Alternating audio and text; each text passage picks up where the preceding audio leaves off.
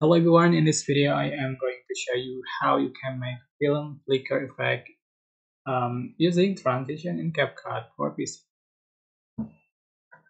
So you can select your images you like to edit and of course, um, yeah, previously I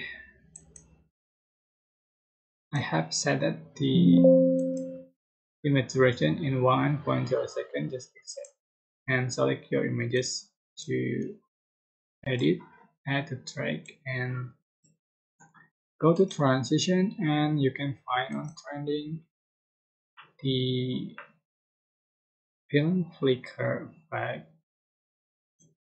Just add the track and adjust for the duration 0.5 seconds and apply it to all the clip, and you can see for the final result like this.